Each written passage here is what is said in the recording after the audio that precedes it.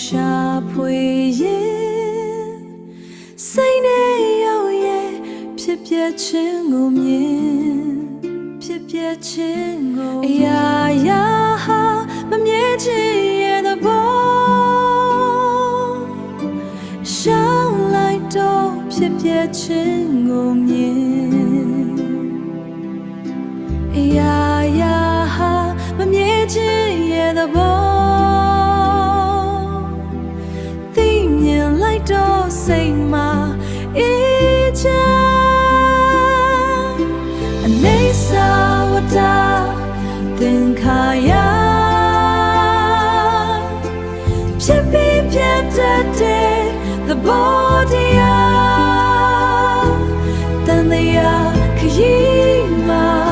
တတိနဲ့နေအနေစာကိုမြင်ပြီးငြိမ်းချမ်းပါစေငြိမ်းချမ်းပါစေစီစိတ်ဥစ္စာတွေရာထူးကို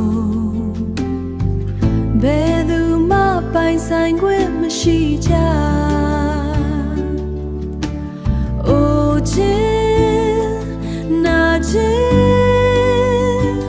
သေခြင်းတရားရှောင်လွှဲမရတဲ့လောကဓမ္မတာအနေစာဝတ္တသင်္ခါရ